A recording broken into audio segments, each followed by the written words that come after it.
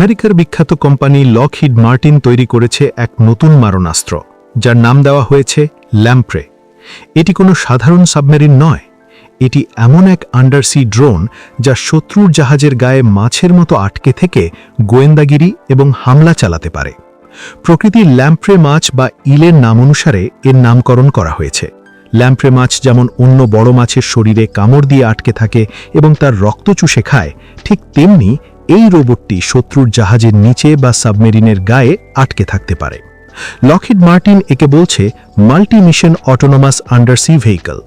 এর ভেতরে 24 কিউবিক ফুটের বিশাল জায়গা রয়েছে, যেখানে বিভিন্ন মারণাস্ত্র এবং সেন্সর রাখা সম্ভব।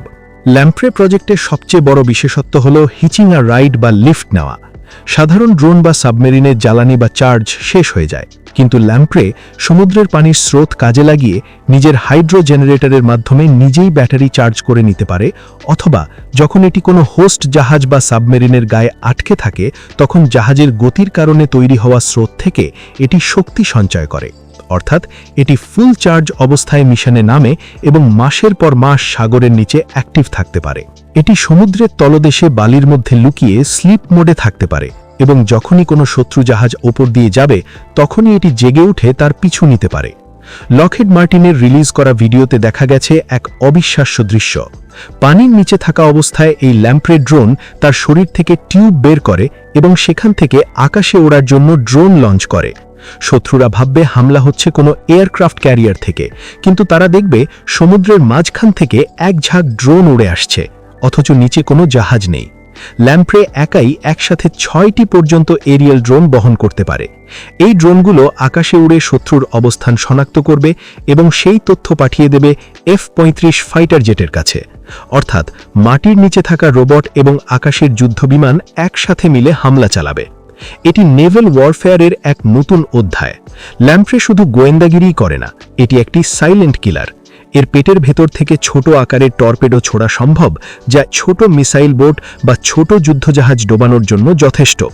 তবে এর চেয়েও স্মার্ট টেকনোলজি হল এর ডিকয় বা নকল সাবমেরিন লঞ্চ করার ক্ষমতা। ল্যাম্প্রে এমন কিছু ছোট যন্ত্র বা MK-39 ডিকয় ছাড়তে পারে যা সাগরের নিচে বিশাল সাবমেরিনের মতো শব্দ তৈরি করে। শত্রু সোনার সিস্টেমে দেখবে সেখানে আমেরিকার বড় কোনো সাবমেরিন আছে এবং তারা সেই নকল শব্দের পেছনে ধাওয়া করবে। আর এই সুযোগে আসল ল্যাম্প্রে বা আমেরিকান নেভি শত্রুকে পিছনের দিক থেকে আঘাত করবে। সামরিক বিশ্লেষকরা বলছেন ল্যাম্প্রের সবচেয়ে ভয়ঙ্কর রূপ হতে পারে সুইসাইড মাইন হিসেবে।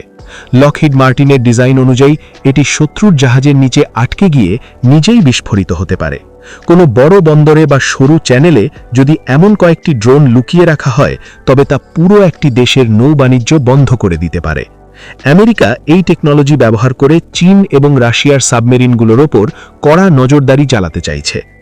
লকহিড মার্টিন এখনও এর দাম বা রেঞ্জ সম্পর্কে বিস্তারিত কিছু বলেনি, তবে এটি পরিষ্কার যে আমেরিকা সাগরের নিচে এক বিশাল ড্রোন নেটওয়ার্ক তৈরি করছে, যেখানে মানুষের জীবনের ঝুঁকি ছাড়াই শত্রুকে ঘায়েল করা যাবে।